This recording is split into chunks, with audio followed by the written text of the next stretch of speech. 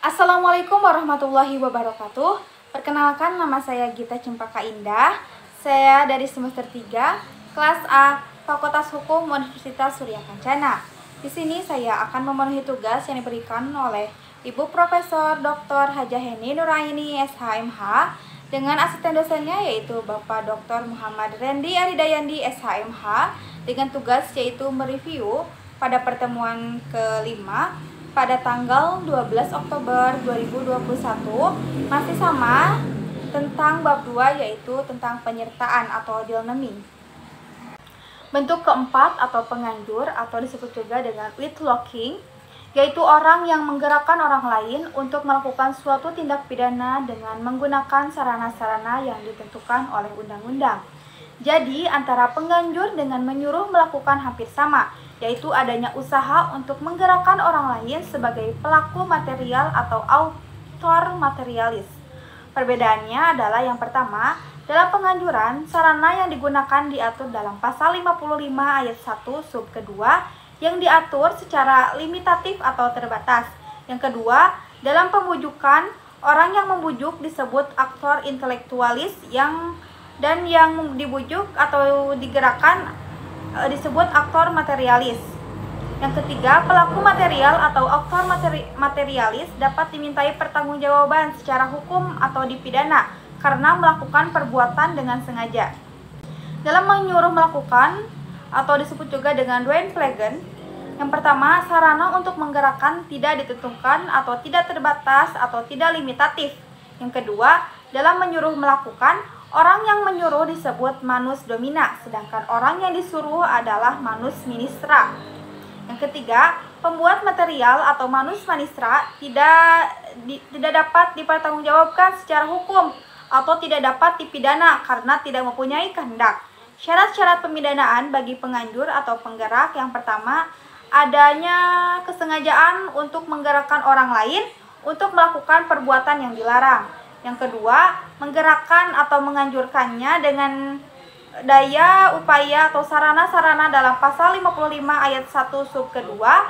Dan yang ketiga, pembuat material tersebut dapat dipertanggungjawabkan secara hukum atau dapat dipidanakan. Maksud dari pasal 55 ayat 1 sub kedua adalah yang pertama, untuk kepastian hukum, dan yang kedua, untuk pedoman bagi hakim dalam pembuktian. Terhadap pengaturan daya upaya secara limitatif atau terbatas ini, ada kritik dari Hazewinkel Suringa yang mengatakan, jika daya upaya tidak dibatasi, maka orang yang cerdik pandai dapat memakai daya upaya lain di luar KUHP atau di luar yang diatur oleh pasal 55 ayat 1 sub kedua. Misalnya ratap tangis atau cerita-cerita keberhasilan dan lain-lain. Adapun daya upaya yang berupa paksaan, ancaman, penyesatan dapat masuk ke dalam bentuk menyuruh dan juga menggerakkan. Dasar ukurannya adalah apabila dorongan atau paksaan atau ancaman itu sangat kuat, maka itu adalah menyuruh. Tetapi apabila tidak begitu kuat, maka masuk dalam menggerakkan. Bentuk kelima yaitu medeplictige atau pembantuan. Diatur dalam pasal 56 KUHP. Itu ada dua bentuk. Yang pertama, pada saat kejahatan dilakukan, dalam hal ini tidak ditentukan bentuknya secara limitatif atau terbatas dalam undang-undang. Dan yang kedua, sebelum kejahatan dilakukan, dalam hal ini undang-undang memberikan batasan atau limitatif, yaitu berupa memberi kesempatan, sarana atau keterangan.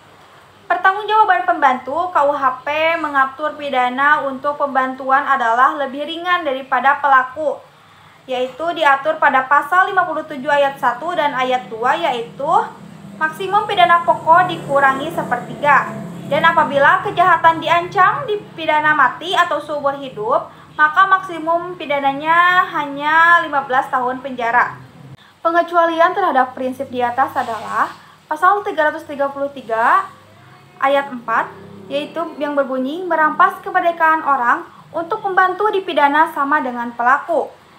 Pasal 231 ayat 3, penyimpanan barang pembantu dipidana sama dengan pelaku. Yang kedua, pidana tambahan untuk pembantu sama dengan pelaku, yaitu pada pasal 57 ayat 3. Yang ketiga, dalam pertanggungjawaban pembantu, KUHP menganut sistem tidak tergantung pada pertanggungjawaban pelaku yang diatur pada pasal 57 ayat 4. Dalam pertanggungjawaban pidana, bagi pembantu hanya dihitung yang sengaja dipermudah atau diperlancar beserta akibat-akibatnya saja. Pada pasal 58 KUHP mengatur mengenai kualitas pribadi yang dapat menghapuskan, mengurangkan, atau memberatkan pengenaan pidana bagi pelaku tindak pidana. Pasal 58 ini adalah peringatan bagi praktisi. Oleh karena itu, ada kritik dari Profesor Mulyatno dan Profesor Umar Seno Aji bahwa untuk pembantu hendaknya dipergunakan sistem fakultatif, yaitu pengenaan sanksi pidana penyertaan dengan kealpaan atau culpos deelneming. Tindak pidana yang disebabkan karena kealpaan pada prinsipnya tidak dapat dipidana karena tidak mempunyai unsur kesengajaan. Misalnya, yang pertama, si A memberi gunting pada si B yang katanya mau menggunting kain, tetapi ternyata digunakan oleh si B untuk melakukan kejahatan. Yang kedua, pada saat si B memasukkan rumah si C dengan maksud mencuri, dia berkelakuan atau pura-pura kehilangan kunci, sehingga ketika ketahuan oleh si A yang sedang ronda tidak curiga bahwa si B hendak mencuri. Bahkan si C berusaha membantu si B untuk mencokel jendela rumahnya agar si B dapat masuk.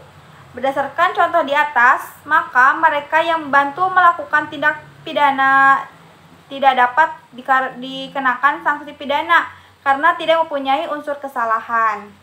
Mungkin itu saja yang bisa saya sampaikan pada review hukum pidana lanjutan pertemuan kelima ini. Mohon maaf bila ada kesalahan. Wassalamualaikum warahmatullahi wabarakatuh.